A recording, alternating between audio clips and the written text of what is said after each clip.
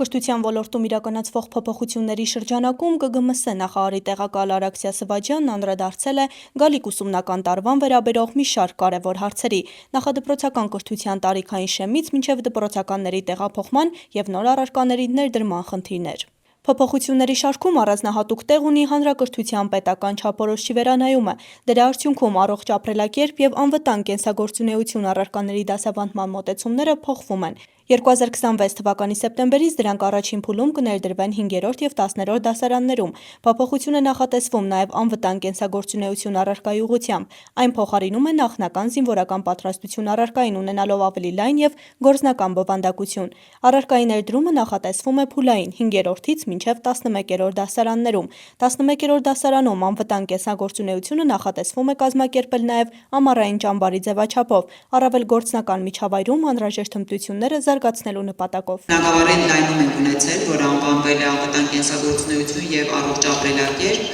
որի շրջանակում նախնական զինվորական պատրաստվածություն առարկան վերափոխվում է անվտանգ կենսագործունեության առարկայի։ Այսպիսով 5-րդ և 10-րդ դասարաններում ունենում ենք անվտանգ կենսագործունեություն և առողջ ապրելակերպ առարկաները արդեն, մնացած բոլոր դասարաններում դեռ խմբակների ձևաչափով ենք շարունակում, մինչև շարունակաբար կներդրվի։ Նաև ասեմ, որ անվտանգ կենսագործունեությունը մինչև 11-րդ դասարան է լինելու, բայց 11-րդ դասարանում ոչ թե առարկան դասերի ձևաչափով է լինելու, այլ ամառային ճամբարի մեկ շաբաթ տևողությամբ երեխաները արշավ են գնալու և այդ արշավի ընթացքում գոյատևման բոլոր հմտությունները պիտի փորձարկեն, կատարելագործեն և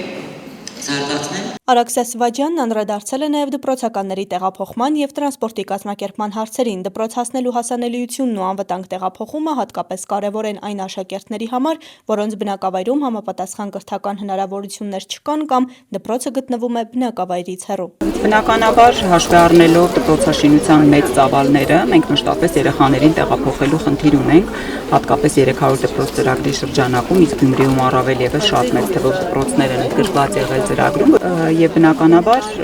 կառուցապատման կամ վերանորոգման ժամանակաշրջանում երեխաները տեղափոխվել են մեկ այլ հաստատություն։ Այդ ընթացքում, եթե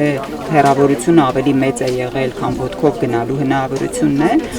մարզպետի աշխատակազմի կողմից կազմակերպվել է տրանսպորտային ծառայություն եւ պետությունը փոխհատուցել է այդ տրանսպորտային ծառայությունը, այսինքն որևէ խնդիր չենք ունեցել։ Բնականաբար այն դպրոցները, որոնք արդեն կվերսկսեն իրենց աշխատանքները իրենց շենքերում, արդեն որևէ խնդիր չի լինի։ Փոփոխություններ են նախատեսվում նաև նախադպրոցական կրթության ոլորտում, մասնավորապես երեխաների տարիքային շեմի հետ կապված։ Այս փոփոխությունների նպատակն է նախադպրոցական կրթության կազմակերպումն առավել համապատասխանեցնել երեխաների զարգացման փուլերին և կրթական համակարգի նոր պահանջներին։ Այս փուլում մենք կենտրոնացած ենք նախադպրոցական կրթության հասանելիության ապահովման համար։ Մինչ 2030 թվականը նախադպրոցական տարիքի երեխաների ընդգրկվածության մակարդակը պիտի հասնի 95%-ի։ Իսկ կառավարության այս նոր մշակվող ծրագրով արդեն